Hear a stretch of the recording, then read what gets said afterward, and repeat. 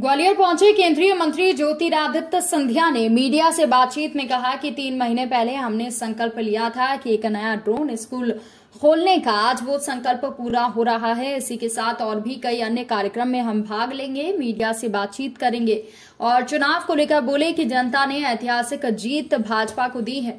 प्रधानमंत्री नरेंद्र मोदी के नेतृत्व में, अध्यक्ष जेपी नड्डा के नेतृत्व में, हमारे गृह मंत्री अमित शाह के नेतृत्व में ये बात स्पष्ट है कि प्रधानमंत्री के नेतृत्व में भारत और भारत के साथ अन्य राज्य डबल इंजन की सरकार है।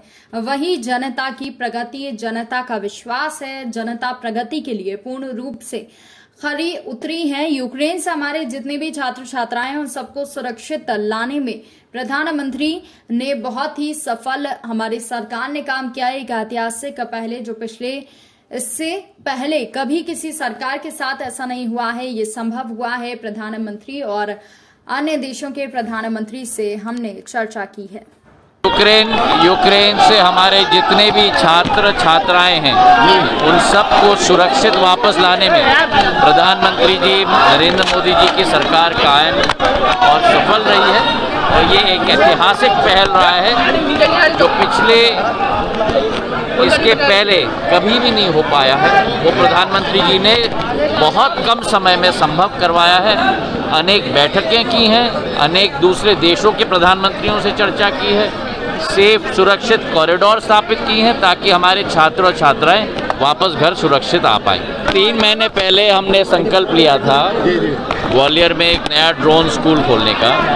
आज वो संकल्प पूरा हो रहा है और इसी के साथ कई अन्य कार्यक्रम भी है। पर सबसे महत्वपूर्ण, आज जो जनता ने एक ऐतिहासिक विजय भारतीय जनता पार्टी को दी है, प्रधानमंत्री जी नरेंद्र मोदी जी के नेतृत्व में, हमारे अध्यक्ष जेपी नड्डा जी के नेतृत्व में, हमारे गृह मंत्री अमित शाह जी के नेतृत्व में, ये बात स्पष्ट है कि प्रधानमंत्री जी के नेतृत्व में भारत और भारत के साथ अन्य राज्य जो डबल इंजन की सरकार है, वही जनता की प्रगति और जनता की विकास और जनता के विश्वास पर पूर्ण रूप से खड़ी उतरी।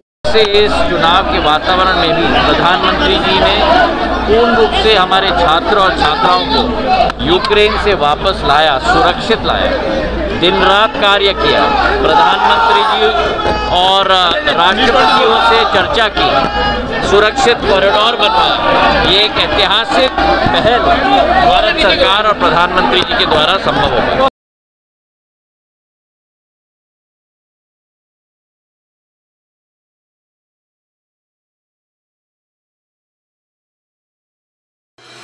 Rabindranath Tagore University, formerly known as ISECT University, the pioneers in skill development with focus on creating industry-ready professionals. Join India's premier skill-based university, Rabindranath Tagore University.